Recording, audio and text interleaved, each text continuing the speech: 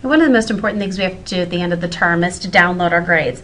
Now please remember that all live classes are archived by IT and they can get pulled up when necessary, but what's really nice about the downloading grades feature is that you can have everything downloaded into one Excel file and you can just yank that whenever you need it. So whether your course is available to you or not, if a student has a question in the weeks following up after the term, you can just go ahead and pull it out and have it available to you.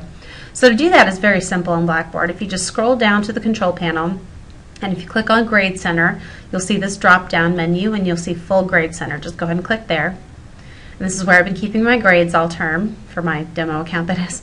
And in order to download all of this, I just go over here to the Work Offline area. And I know it's not very intuitive. We're really looking for a download button, but for some reason they've decided to put it under Work Offline. So if you just roll over that and you go down to Download, go ahead and click on there.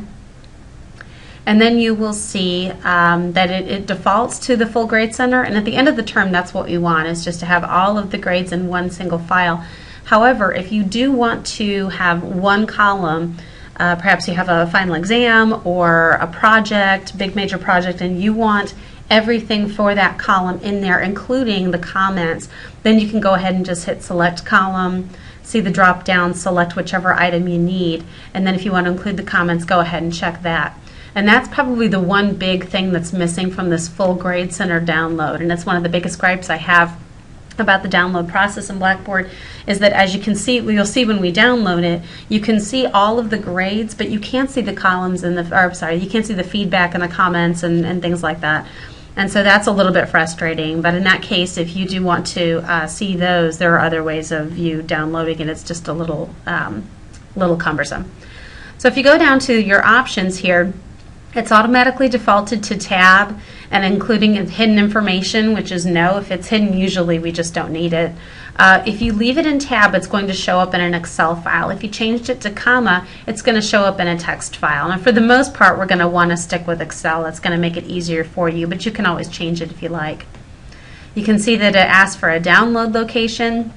Really, most of the time, we're just wanting to keep it on our computer for safekeeping, and it will go ahead and download there.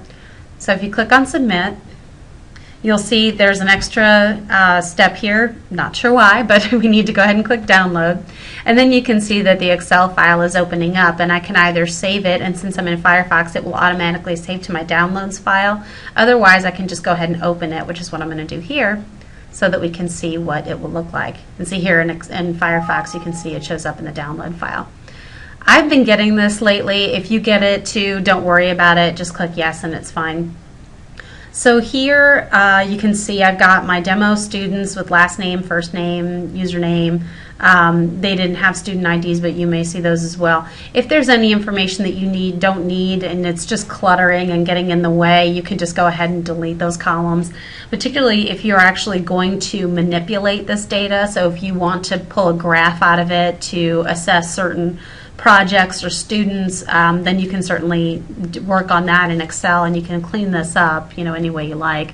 One of the problems is that when you see these columns, they include these little numbers in there, and you can't always tell what assignment is what. So if I select all of these and I go to Format and Auto Fit my column width, then I can at least see that this is assignment 1, and I can delete this number if I want to get rid of it. It's really just kind of annoying. I don't know if they're going to fix this in Blackboard or not at this point, but really you can just kind of get rid of it, and then that's going to make it easier for you to analyze your data and make adjustments for next term. And if you have any questions, just let me know. That's pretty much it.